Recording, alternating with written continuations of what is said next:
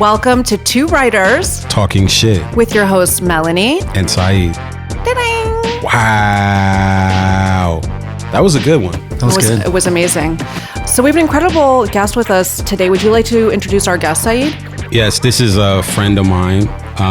Y'all probably know him on Twitter, William Yu. Hello. How you doing, bro? Excited to be here. Thanks for having me. Come on, man.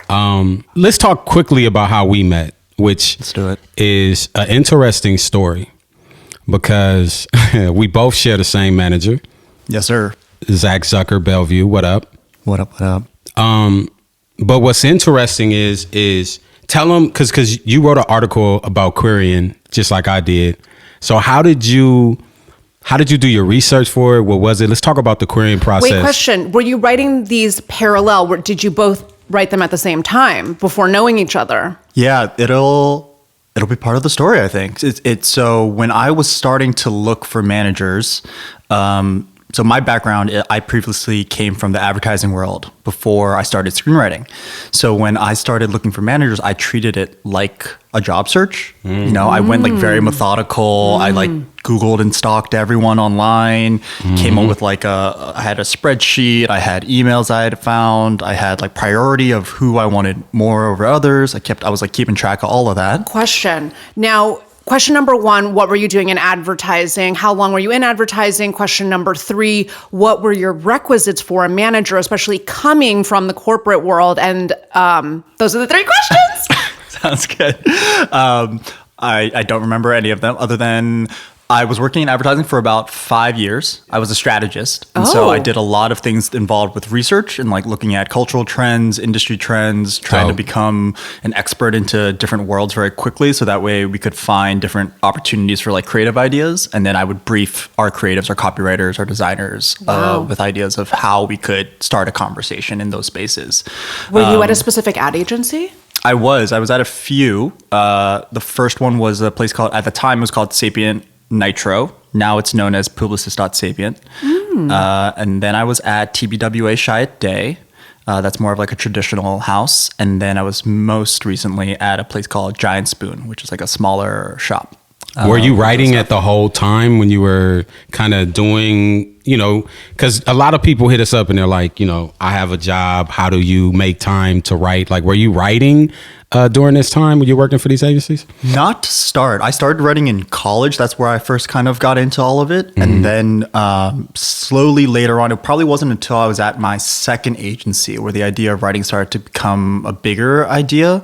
And that's because of a project that I launched called #StarringJohnCho, which was this like Twitter project where I photoshopped movie posters with John Cho from like Harold and Kumar and Star Trek. And I slapped his face on top of all the other lead actors' face to show that, hey, if Captain America's Asian, it actually doesn't look that weird.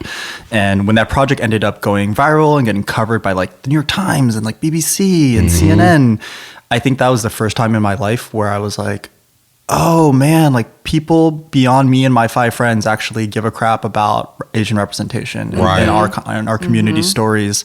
And so that I think kind of triggered me to then go back into writing and be like, okay, how can we actually start talking the talk and not just critiquing from the outside, but get involved, getting your hands dirty, participating, getting in it. And so that sparked all the screenwriting stuff. And so when I was then trying to look for, I had a couple samples that had won a competition or had gotten some notice in some festivals and things like that. I was like, okay, I know what it is to look for a job. I think manager might be kind of a similar thing. Sure. And I think when I was looking for a manager, it was very much looking for someone who was going to, in my mind, I was like, I'm looking for someone who wants to build the first 5 years of my career. I wasn't really looking for someone that was going to flip a script tomorrow or try to play the selling game. That's so smart. That's so smart. I just want to reiterate that. He was looking for someone who could build the first 5 years of his career, which is an excellent way to be looking for a first rep.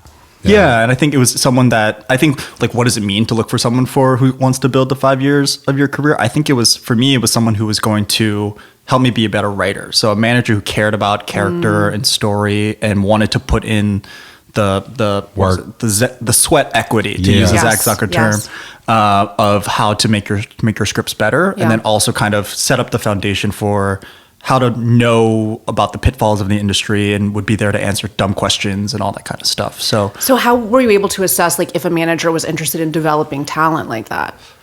you could, I mean, I think it's kind of a gut thing, but I think you can definitely tell, you know, when I was talking to certain managers, they were all about like, oh man, I can get you in this room with this person, and we can sell this tomorrow. And you could just feel kind of the salesy the talk energy, the BS. yeah, and the very just kind of, you know, even if it's earnest, it's still kind of like, I'm interested in trying to maximize your value tomorrow, and not like, hey, now I'm going to be someone that's there with you every single step of the way, bad and good. Try to figure out, you know, on the times when you're doubting and the times you're confused. I want to be in those moments as much as I want to be in the moments where like you're getting to fellowships or you're getting staffed or anything like that. And so when I ended up starting to query managers and then ended up talking to Zach at Bellevue, one of the questions that I ended up asking, because I was treating this like a job interview, and one of the things at a job interview I would normally do is that if I was interviewing at an agency, I would try to talk to someone who worked at that agency to figure out, okay, how do you like working here? How are your teams? How are your bosses? So I asked Zach, I was like, hey, can I talk to a couple of your clients just to see like how your clients like talking to you and how they like working with you? And which is gutsy. Like what's funny bold about that is that I love, and this is one thing I want the audience to like understand, is like you really have to treat yourself like a business or a corporation, and don't be afraid to treat yourself as such. Like that was a risky, ballsy thing to do, but if they really want to rep you, they will make it happen. Like it's basically like asking references or looking at Yelp reviews. Like, 100%. You know what I'm saying? So, and also the manager who says no to that request, that's going to inform you 100% about what working with them would be like. And I think now looking back on it is that when I asked, I definitely didn't think this was like a ballsy, gutsy thing to ask. You know, I think I very much was like, this is a logical thing to want to know. Yeah. If I'm going to sign up for you for the next 5 years of my career, I want to know that you have clients who love you and love working with you and know the ins and outs of how you guys can further each other's career too. Yeah. So I think when I asked, I think I was just kind of like, of course I'm going to ask to speak to some other clients because I want to know. But now I think it's funny because Zach and I kind of talk about it, and he was like, yeah, I don't normally do that. Dude, I tell you what's funny, man. It's like, so I think I had just signed with Zach too. Like, I think I was only a few months there. And it's funny because it's like the last thing you want to hear is like, hey, I'm about to sign another writer. I don't know why, because in your mind, you're like, bro, like, because I don't think people really understand how many writers, managers really have. Yeah. It's not like they're your one-on-one coach, bro. Yeah. Like they have a roster. Yeah. Exactly. They're not your tutor, bro. And it's funny because I had just got with him and he called me and he was like, yo, there's this writer I think is super dope. You know, I'm trying to sign him, you know what I'm saying? And I appreciated his honesty, you know what I'm saying? He was like, and he wants to talk to, you know, one of the writers. I thought you'd be good. And it's funny because when we hopped on a call, it was like, I was like, oh shit, you damn near have the same questions I had. Like, you know what I mean? Like when I was like, you could tell when you meet somebody that you're alike, you know what I'm saying? And so, yeah, I just kept it real. I was like, yeah, this is how it is. This is how it is. He answers the emails. He does this, blah, blah, blah. And I was like, I like him. Yeah. You know what I'm saying? And so, yeah. And even if it's like one of those things where the manager has already told you those things, it's just good to hear it validated by someone else, by a third party, even if it's not, you know, like a neutral third party, but at least just hearing someone else's experience and just knowing that like, okay, cool. Like I kind of, at least even if there are, you know, negatives or cons or things to consider before signing, at least you're then going into that relationship with your eyes open, and you know that, okay, cool. If you know, someone that he works with says, you know, and Zach gets back to emails very, very quickly. Yeah. But if they're like, you know, it does take some time, at least then I'm like not stressing when I do sign and then it takes some time. You know, it makes you feel less, you know, unstable in your mindset. So that's how I first met Saeed, after Zach linked with us, and then we stayed in contact and just kind of have watched Saeed just grow and grow and grow. It's been and likewise, it's funny because much like meeting Mel, where it's like, I feel like it's funny because like writers always say, I need to meet writers, and I feel like it's something you can't force. You know what I'm saying? Like I just feel like when you're writing and you're hustling, you're gonna meet your like flock, like your group. and it's like nothing forced. Like me and Mel was like wasn't forced. Me and you wasn't forced. It wasn't like I was like, I want to make Will my writer friend. Like, you know what I'm saying? So it's just like, for the writers out there, like, don't get worried. Like, I didn't have writer friends for a long fucking time. Yeah. It was like me and my shitty job and you know what I'm saying? And you're gonna meet people who you force that initial meet and then it just doesn't work out. And like the personalities don't click and like that's okay. That's just I think what it is to be an adult making friends. And it's weird and it's awkward, but like that's fine if it doesn't work out too. And like sometimes you'll find your people and sometimes you won't. Well, did you meet Zach through querying him as well? I did. Walk us through rather what your query letter was. What were sort of like the main points, and like, did you attach a script or did you say, can I send you a script? Yeah. So querying, I have a friend, Linda Ge, who she's a writer who's written on Kung Fu and Vampire Academy, which came out recently. She's someone that I definitely talk to a lot about, you know, how to approach a query letter. And I think, I forget what exactly, but she was like, just get in and out as fast as you can, have like a spicy bio that like gets you, you know, that shows off something about you that's unique. And then don't be afraid to like, you know, tout your accolades that you have. You know, that's kind of what's going to get you across. And so basically I had one project that had started to place in competitions and things like that. And so that was my lead. And that's a project called Good Boy. And that's a half-hour dramedy about a Korean American designer who wants to start a streetwear brand. And in the vein of like Atlanta, Rami, Master of None, and that had started to do well, and you know got an 8 on the Blacklist, and was like script pipeline competitions, things like that. And so the query letter was literally just, "Hi Zach, love what you do. I've got this project that's placed in these competitions. Here's my bio. I did the starring John Cho thing. John M. Chu said that inspired him to make Crazy Rich Asians. I'm someone who's I'm Korean. I've lived in Hong Kong. I've lived in Boston. I've lived in New York. You know, I've got this different worldview. Here's my logline for the project. See you later. Let me know if you want to read it." In and out, real fast. Like, and definitely did not. I was warned by many people. Don't attach a script. No. Don't try to force your way in. Just, you know, basically you're throwing out some bait and just hoping that someone kind of latches on. And you kind of want to, you know, leave it off with a little bit of a, you know, I think this is great. Here's a little bit of a tease. Come get me if you want me, kind of a situation. Wow. Yeah, it's funny because like most of the, you know, like after writing and I know you know, where it's like once you write, like because you wrote one about writing a query letter and I wrote one that's on final draft, and it's like I'm always getting hit up by people, and sometimes I'll be like, yeah, send me your not log line, but send me your query. Let me check it out real quick. Yeah, they're always way too long. Yeah. You know what I'm saying? Like, it's like 4 paragraphs of huge chunk blocks. It's the worst thing to do. Yeah. Like, shit needs to be very compact and very to the point. And I think people don't really realize that. And it's funny because your Twitter post, your info, my article also, you know, you get a lot of people say, like, it really helped them get a manager, which is dope. Yeah, I think that's what's kind of crazy is that it's, you know, it doesn't feel like rocket science when you're going through it, but I think it's just a thing that, you know, not many people are trained, I guess, to how to, you know, approach a job search or something like that. And that's just something you kind of figure out over time. But I do think that's so true, is that like when people think about queries, I feel like they often are just like, let me stuff as much information as possible. And I think thinking on the flip side of, all right, what is the experience of reading that much text? And especially if you're a manager who's getting like, I don't know, 30, 50 emails like of those every week, I think you really want to try and just keep it concise and to the point and highlight all the special things about you before just kind of like inundating everybody. So I feel like going through the exercise of what's the most special thing about me and leading with that, and then just getting out as fast as you can. And then hopefully I think, and this is something I think we've talked about, or I've talked about with Zach too, is that like, it's really just all the trappings of who you are is great, but also just is your log line something that something wants to read. And I think really paying most attention. Most important, damn near. Like I feel like the log line is damn near most important. What's your log line for Good Boy? Oh man, I don't even remember at this point. I think it's about a young Korean American designer who has streetwear dreams, but needs to balance dysfunctional family and relationships to find if finding his voice is worth the hype.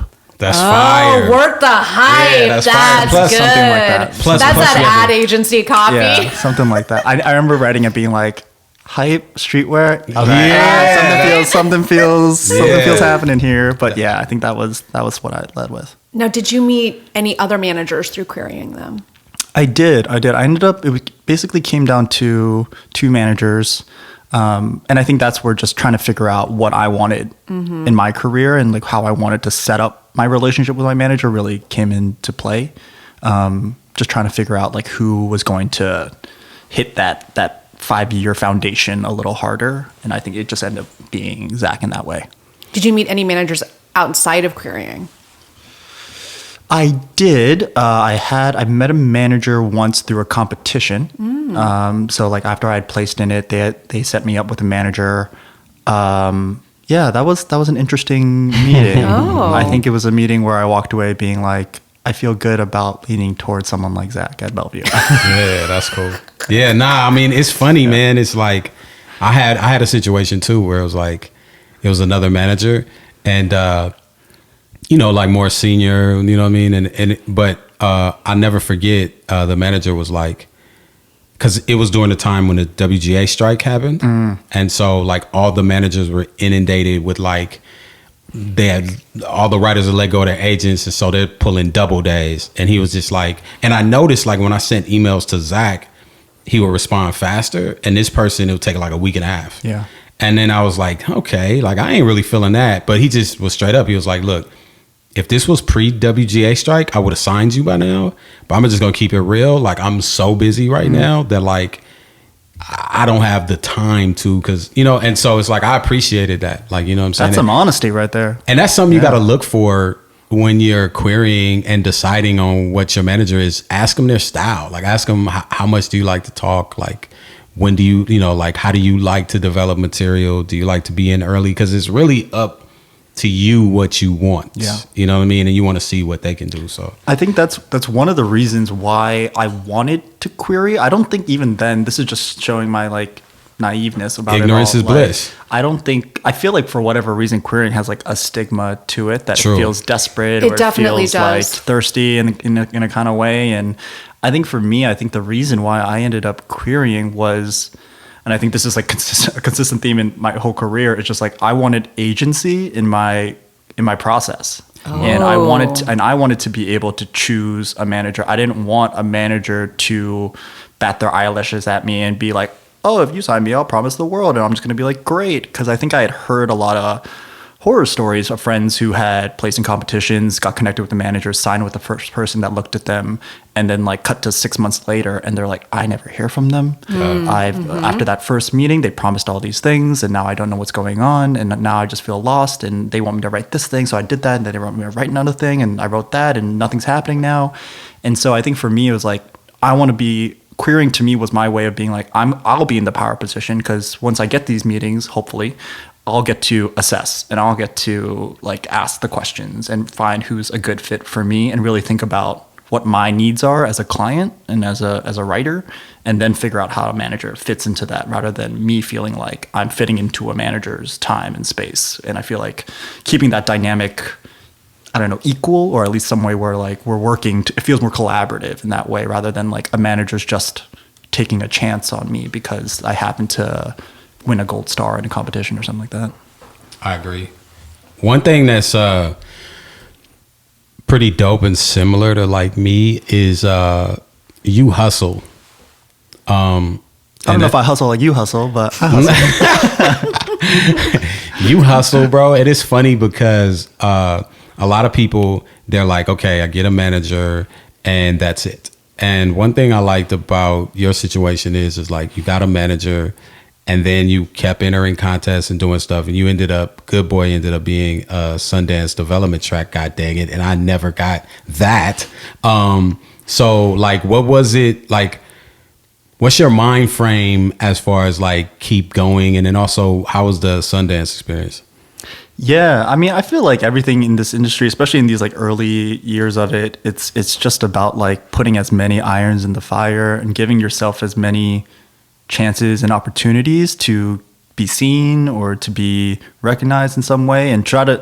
I feel like the when the advice is like, make yourself like an undeniable person. I think like there are only so many ways to do that. And I think in this industry, unfortunately, like labs and contests and fellowships are one of the only tried and true ways to do that.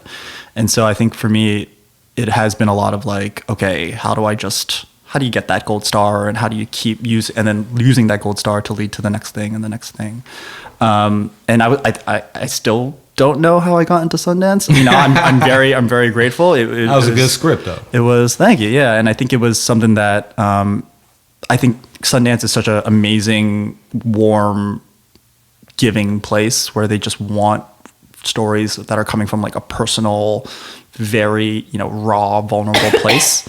And Good Boy definitely was that for me. There was a lot of my heart and soul in that script about things that I'm scared of and things that, you know, terrify me of talking to people that I love and that I care about.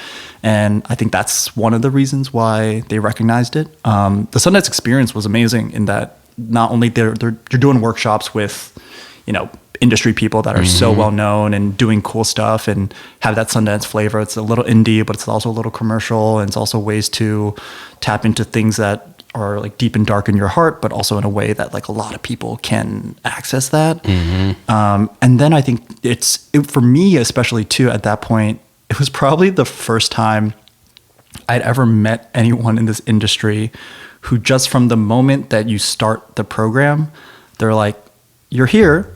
So we 150% or 50,000% believe in you. And all we want to do is watch you get better and grow and become the best writer you can be. And we're going to go to bat for you always, anytime, anywhere, any place. You just let us know how you need us, and we're going to be there. And I think up until that point, I had not met a single soul who had even kind of said that to me. And so I think just having that kind of community was something that was so overwhelming of like these people really believe in me. These people really want me to be somebody.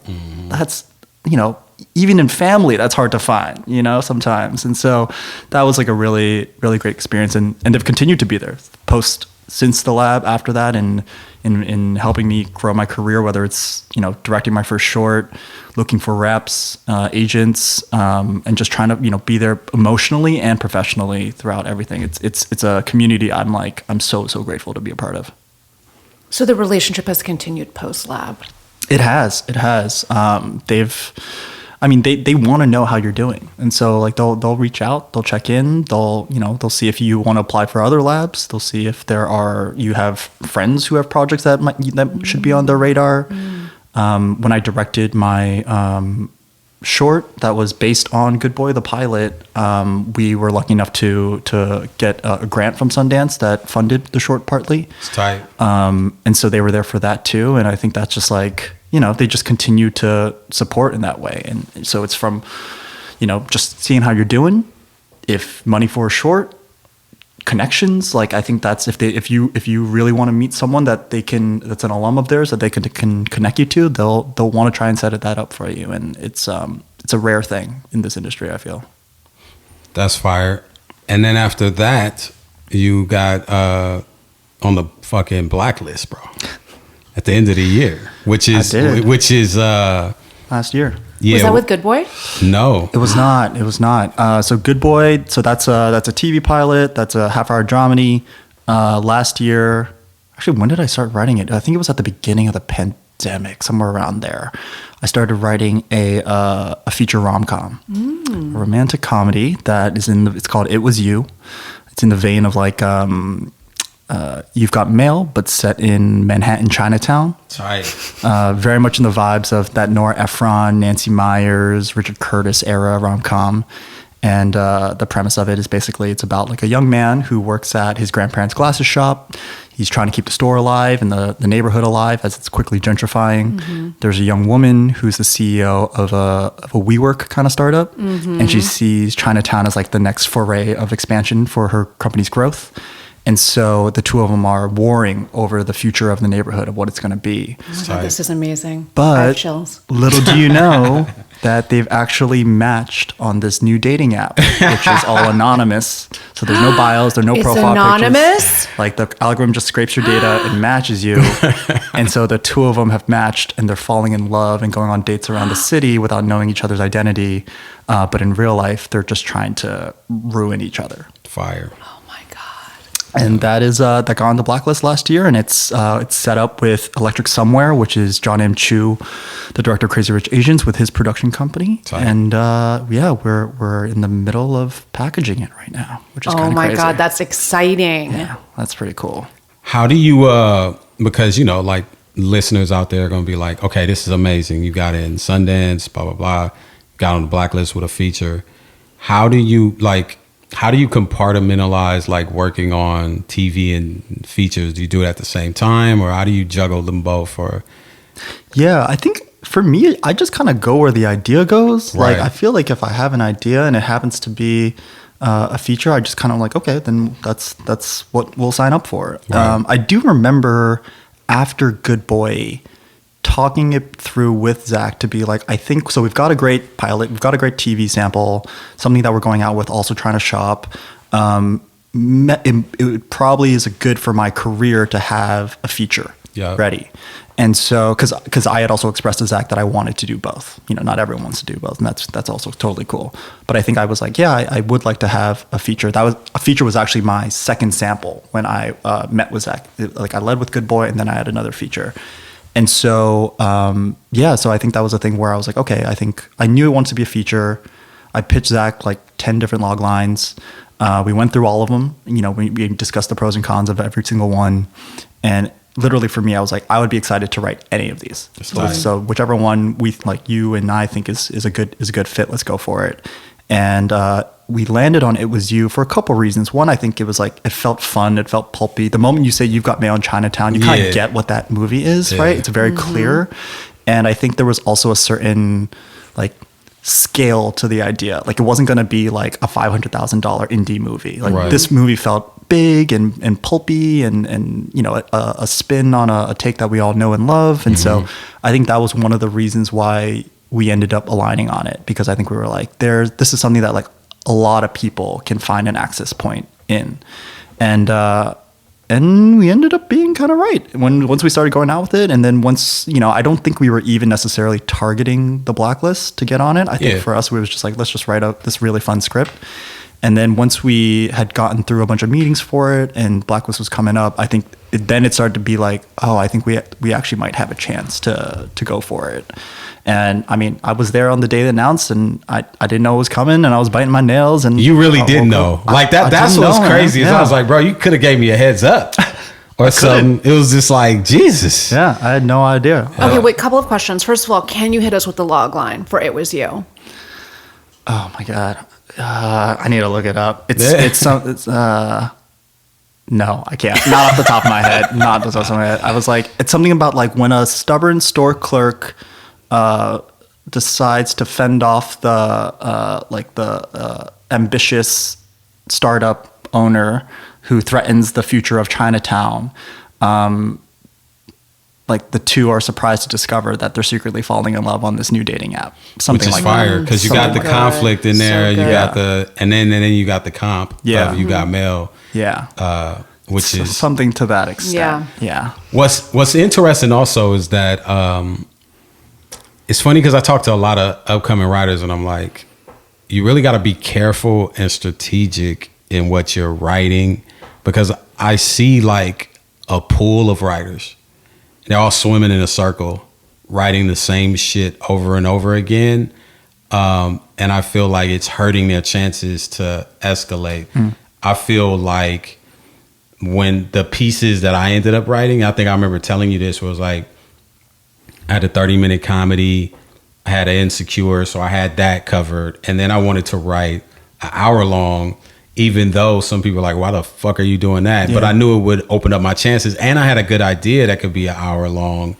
And that actually is what contributed to everything that I have now, is by like being very strategic and not following trends, but like following shit that's really organic to you. And so I could definitely tell by like your log lines and your work, Like, do you think about that as far as like being very strategic about, you know, where you're trying to go?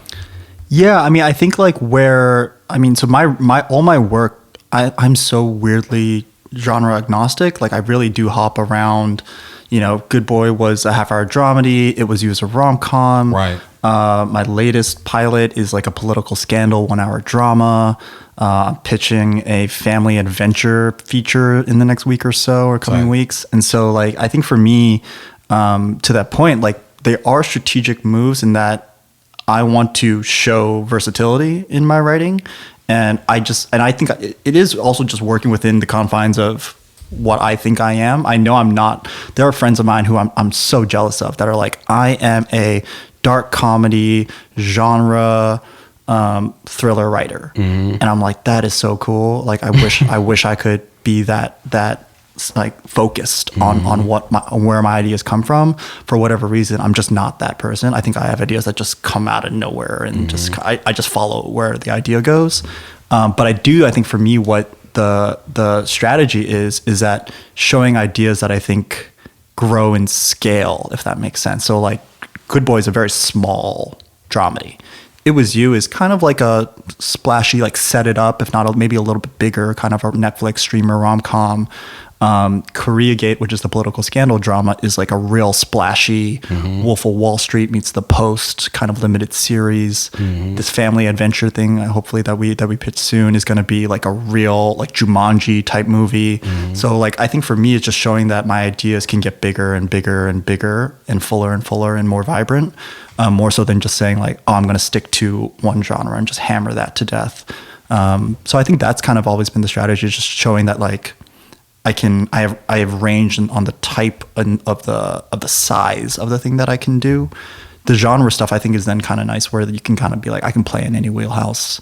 I can have fun with it, and I can also get up to speed quickly and learn the tropes and the form on all that too, which in my mind hopefully is a benefit. But I think that's something. I think there's always a question in the back of my head of like, man, what if you just doubled down on just being a half-hour dramedy writer and like that's it. I go back and forth, but I think like I just go where the ideas go. So when you were going out, or when your manager was taking It Was You out, what was the strategy? Because for every script, it's different, right? And for every writer, it's different. So sometimes it's like, we're going to go wide with this thing, you know? And then other times it's like, we're going to do a really slow roll. We're going to be really strategic in who we send this to. We're going to kind of see what the response is before we keep sending it out. What was the strategy for your screenplay? Yeah, I think we went pretty wide with it from the get-go. I think it was both in that we were just trying to shop it to a lot of different places. And I think we also went, and it was both like we went to places that were either romantic comedy focused, or we went to places that cared about diverse stories, or just places that I think were open to like a bright comedy like that. And I think it, for us, because I think the strategy was just to find a producer who wanted to come along, and then so that way we could start fleshing it out and trying to package it and sell it. That was the approach. I think like also, I don't know if this was the strategy from the get-go, but I think I will say that going that wide with it, in my view, was also pretty important in I think in getting it into Blacklist consideration. Because I think by the time the Blacklist, I know some people, they target just the voting period right before the Blacklist, and then they go out with a script. I think for us it was a little different, so we went out well before Blacklist voting started, and so but we had gone pretty wide with it, so we knew we had a lot of fans of the project, and so I think then it was a matter of then just going back to those people and saying, hey, we know you liked it, you met with William and you had a great time. Do you want, would you consider voting? And luckily a good number of people did. So I think we went, and I think that was also pretty helpful in getting us a couple people in the mix for coming on board as producers and trying to develop it further. So after, here's the $1 million question that I think all the upcoming writers are going to say, after Sundance development, after being on the Blacklist, why in the hell do you enter for a television writing fellowship and you get in to NBC? So why? I think Because you have to. I knew the answer, but I just want you to say. Yeah, I mean, I think like I think like anything in this industry, it's very much just how are you continuing to raise your game and up your profile and let more people know who you are in this industry. I think also one of the parts of signing with a good manager and getting reps on your side early is that the name of the game in those first few years is just to get as many people in the industry to know what your name is, to even just know who you are, and to build up a fan base. And so I think if you're fortunate enough to get into a thing like Sundance and get into a thing like the Blacklist, I think, you are growing your pool and you are finding more fans. I think the fact of the matter is that this industry is really hard and you can always use more fans. And you can always use more people who want to support your work and your voice. And I think, if you're in a position where, you might have a couple of these gold stars, but it's just this game is so competitive that you just need more of those to stick to your name. And I think that's, for me, it was a thing of trying to go for a program. And I knew that was those fellowships, those blue chip fellowships are things that was something that I can understand why someone will look at my resume and be like, that's a hole, that's a gap.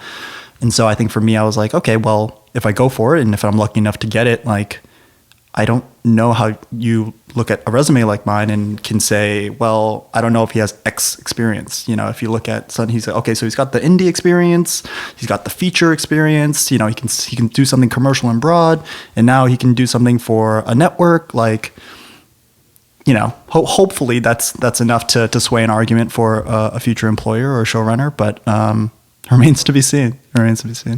Smart move though, because I feel like some people they don't humble themselves to be like, because on one hand you could just be like, I don't need this shit, like, you know what I'm saying, like I'll just continue to hustle through. But one thing I thought was dope was like throughout you're like, nah, like, okay, nobody's making Good Boy, I'm gonna make Good Boy myself. You know what I'm saying? Oh, okay, I'm not getting staff right now for whatever reason, I'm gonna enter a fellowship, and then increases my chances. And to me, it's like that's the way to go. Like, you know what I'm saying? Because it's too hard, man. Like, yeah, I mean, I think like talk about like that grind mentality or the hustle thing is that I think like this industry I feel like is so I don't know if unforgiving is the word, but it's just very much about like, it's about how long you can last in it or how long you can continue to take up space in it.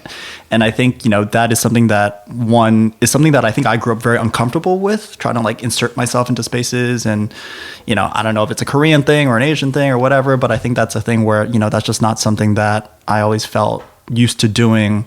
But I think doing these programs, I think they do empower you to say, and to validate your voice and realize you have your worth and things that you bring to the table, and wanting to like own that and wanting to let others know that you own that. And I think that's been a really important part of this entire journey.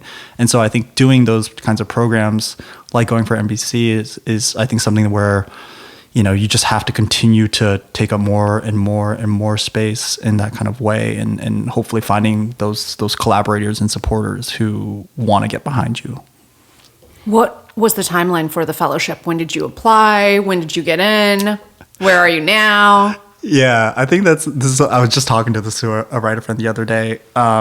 I don't remember applying to NBC. That's how it should be. I don't. Is that because you applied to multiple places? Yeah, I think at this point it's just like, a blur. You just applications open, you type a statement, you type your log line, whatever, you attach your sample, and then you hit submit, and then in my mind I'm like, someone was asking me like, hey, how do you deal with rejection in this industry, or it's how do you deal with your emotions when you are you're sending your application into the ether and you have no idea what's going to happen, and usually it's going to be a no. And I think my advice was, which was the worst advice, was I was just like, forget you apply to things. Yes. Just send things off. And like, I think especially early on, I used to stress out a lot about and spend hours and days on applications.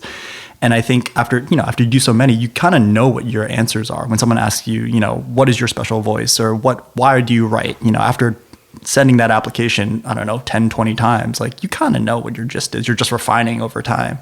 And so I don't remember when I applied to NBC, it had to be within the last 8 months, though. Yeah, definitely. Yeah. And So I mean, It like, was in I'm sure. 2022. Yeah. When it was between when the application opened and when the application closed. Yeah. That's Amazing. when I submitted. Yeah. And so I think it was a nice thing where, when you get that email and you're like, you're a semifinalist, I was like, oh, right. Like, yeah, I applied. That's cool. Okay, now let's take this next few steps very, very, very seriously. Yeah. But I remember when I got that email saying I was a semifinalist, just being like, oh yeah, I did apply to this. Cool. Nice. Okay, let's get focused now. And then now I am it's been a month and a half since the program started. And it is seven? Oh my God, it's 7 or 8. Yes, or 7 or 8 of fellows. It's it's an 8-month program. And we do like workshops about, personal branding and how to market ourselves to the industry, how to take showrunner meetings. We do and then we are workshopping a new pilot concept we pitched during the program, and we work with NBC execs to write that pilot. So by the end of this whole program, I'll have a new pilot written that hopefully has the cosign of NBC executives, and that I think they'll also use for staffing as a staffing sample for NBC shows.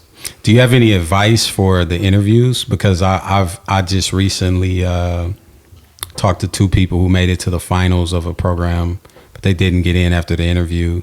And I was just like, don't be discouraged. Like, because I had made it to the finals of Warner Brothers, didn't get in. And I had like an interview, and I remember, and I want to hear your story of like any advice you had. But one key thing that messed me up was in the interview, they asked me, am I a drama writer or a comedy writer? And I said dramedy, and that wasn't an option. You know what I'm saying? Yeah. Just being blatantly true, it's like they asked me, am I drama or comedy? Not drama, comedy, and I mean, not drama, comedy, and dramedy. Yeah. So he was like musicals. Right, exactly. Like, a good day, sir. And it's funny because they don't have like at Warner Brothers, they didn't have dramedies. Yeah. So it's like I made it all the way to the end, and that one little, and it's like it was just, and so that was my experience. And later I learned from that. So when I got in Nickelodeon, I was like, this is a comedy place, so I'm a comedy writer. Even though I know I can do more things, you know what I'm saying? And everybody out there, I know y'all think y'all can do things, but you still have to like go in this lane. Yeah. Do you have any tips for the interview process you had? Yeah, I mean, I think it's kind of like it's in my mind, everything is just like being in a job interview, right? It's like you want to go in prepped, you want to go in, know who you're talking to, you want to go in having your go-to answers. I definitely feel like with these kinds of interviews, they always want to hear a certain level of confidence in you, whether you do or do not, a certain confidence in you knowing what you're doing. So I think to the point you just made, I feel like it's a thing where it's like, even if you are somewhere like, I contain multitudes. I'm a very interesting person. I have all these things that I would love to write everything under the sun. I'm everything and nothing. I'm everywhere and nowhere. I'm all these things. Yeah. Like I can do vast. My range is limitless. Sci-fi musical. Yeah. But I do think it's one of those things where you want to make their job as easy as possible. And the way that you do that is you tee up for them exactly not what they want to hear, but things where they can check boxes for you to say, oh, okay, so I know William likes writing dramedies that are, have subversive elements, and that he has passion for Asian American representation. Right. And you just go bam, bam, bam. And so being strategic enough where you can think of what are my go-to adjectives that I want them to remember about me, but presenting it in a way that feels very human and candid and normal, and in a way where it's very digestible to them. I think being careful about how long you rant for, how long you ramble for, and putting everything in kind of a neat package for them. I think it's all the name of the game is when you make it to that final interview. I think what's cool is that, when you're on the other side of it, they're very clear that like when you go into the interview, they want you to succeed. Make it, yeah. They want you to make it easy for them to say yes to you. So it is a thing of just like, what are the cheat codes in your mind, the mental hacks you can give them to be like, they know exactly who I am. They know exactly what I want to do, what my goals are. And I think that's like having those ready for you, I think is only, the easy answer is just prepare for these meetings. But I think it's beyond that. I think it's just how can you make it as succinct as possible to make it easy for them. Hell yeah. What's Now- your? Oh, go ahead. No, please, gentlemen first. Oh, no. Go. What was it? What were you doing? I was going to say, so for your statement, so all of these fellowships and a good one. programs, you have to write some kind of personal statement or an essay. Different places have different names for it. And a lot of times with fellowships or places that are diversity driven, it feels like they want a piece of like trauma porn. And I'm really, really opposed to that. So I'm always curious.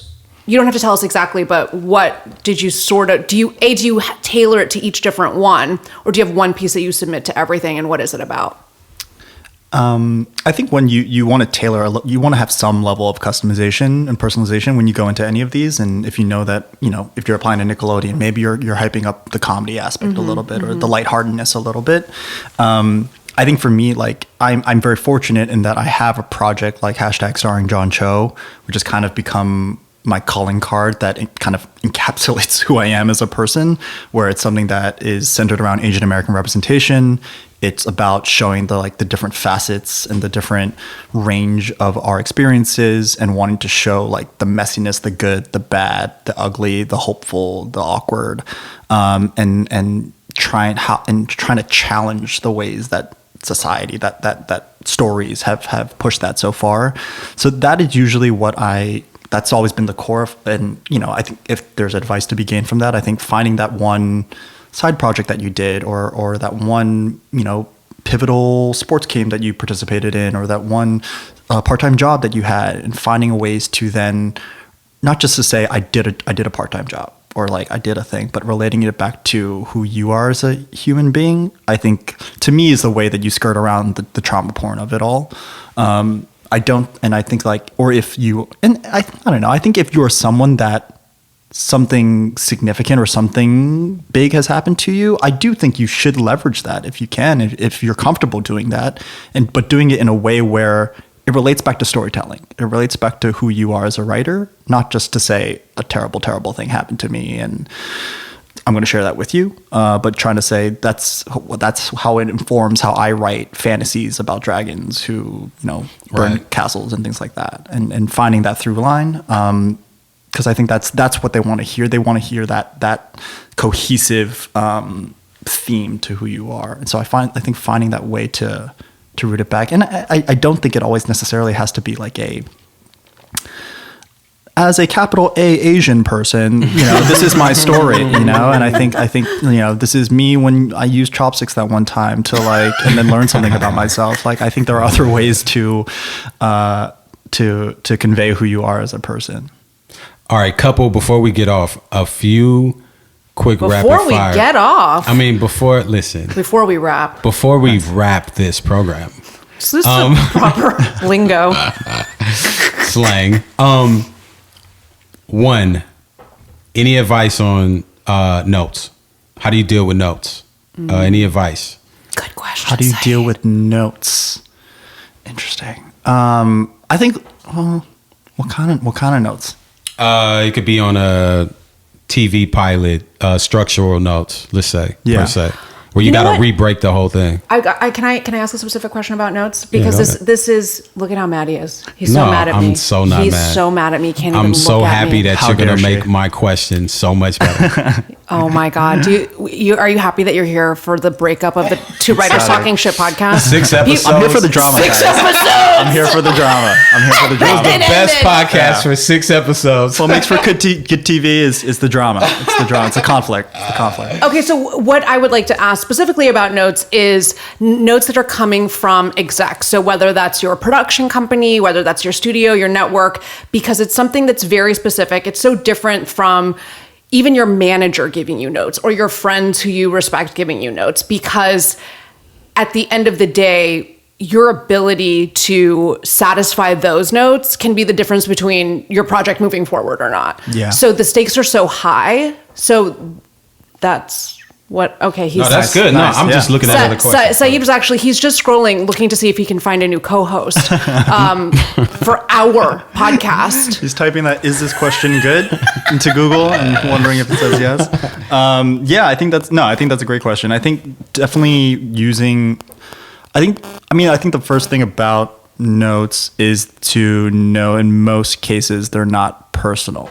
That oftentimes that they are coming because someone thinks that it can benefit either you or the project. Ideally, let's hope that's the motivation, and I assume it not always is, but I think in most cases, let's hope they are. And so I think just getting off the defensiveness of just always immediately thinking that they're coming to correct you or they're coming to erase you in any kind of way. I think it's just That's so good because it does feel like a personal attack, right? It's only natural. Yeah. And I feel like you've invested your heart and soul in the script. Yeah. You know what you've done to toil away with it. They don't know the effort, the like emotional depth that you've had to go to write the story. And all of a sudden, when they're telling you to adjust and change things, they're telling you. It almost feels like they're telling you to like adjust and change who you are as a person. But I think that is something that. One, it is something where you also have to kind of go in. And I think this is where having an advertising background is helpful sometimes, where you go in and it's kind of like having a client review. You know, if they're a client and you are the agency and they're giving you creative feedback, you know, obviously they're going to have certain limits of what they think is creative or not creative. But I think either way, one, because of the nature of the relationship, you have to hear them out just because they're the client. And then two, I think, you know, it's depending on what the dynamic is, it's like it's on you to discuss whether or not you're going to take that feedback or not, or learning very quickly what hill you're willing to die on and what adjustment you're like, okay, that's not going to, as long as it doesn't derail the story, I think we're still good. And what things are like, oh no, if we do this, this is going to change why I started to write that, right? Or I started to write the script. And so I think that's where the line is. If it really starts to really overhaul what your intention is, I think that to me is kind of a red flag. One thing I'm really happy about is that for my rom-com, It Was You, and we were working with Electric Somewhere, John M. Chu's company, one thing that I'm so grateful for is that, you know, they got right from the get-go that this was an Asian American story, that there's a certain POV into the culture that we're trying to talk about. And so I think that trust was built very quickly in terms of like, we just want this to be the greatest movie we can make it. And so anytime they had notes or thoughts, you know, it is very much like, okay, I know that you're making these suggestions to figure out how to enhance and build on top of what we're doing. And if they're not, then like, let's talk about it. And I think they were very open in having that conversation. So I think finding those collaborators that you're willing to talk those things through.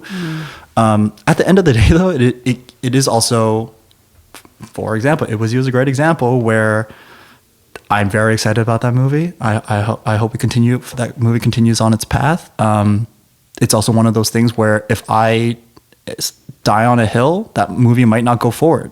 And if I decide to push back on something and push back on it so hard that they're like, we're at an impasse, that also means that that movie's probably not going to go forward anymore. Right. So I think kind of understanding too, like, you have to pick your battles and you have to earn that trust to be able to pick your battles with your exec. And I think a part of that is them just getting to know you better as a writer and what you're here to do. Because I think then they can kind of see the intention behind your willingness to either go with a note or push back on it. Well said. Rapid fire. Do you write to music? Yes. What specifically? Usually like extreme pop music, like throwing on like Justin Bieber radio. Oh, shit. I would have never. I need it's like God. Not my music taste, but when I'm writing, I just need something to get me like my shoulders grooving and just like feeling like keeping me awake. And that gets me going. All right. When you're developing a television show, do you think about subsequent seasons when you're writing that pilot? Yes, 100%. Okay. Damn it. One more. Hold on. There was another one on here. I think you have to too. I feel like you maybe not when you're writing it, but at least in some part of the process, you need to be thinking like about when you what's wrote Good Boy, 2. for example, because these are like all new writers that's tweeting me these questions. Like when you wrote Good Boy, did you think about like possible seasons? Yes. Yeah. And I definitely think in writing the pilot too, I was like, oh, okay, cool. When I'm going to throw all these things in the pilot, but I'd be really interested to see what happens with one of these characters in season 2 if we ever get a season 2. Does Good Boy use we see or we hear in it?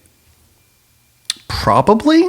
I don't know, actually. It's been I haven't looked at it in a minute. Have you ever used We See? Oh, absolutely. Okay, cool. 100%. 100%. Let's quash that. Let's quash that right quick. Yeah. It's controversial on Twitter. Yeah. How do you balance keeping the faith of getting that big break while you're still working your day job and powering up that laptop at night in order to keep chasing that dream? One, buy into the delusion. Just accept that you're going to be a delusional person probably for the rest of your life, and that's okay.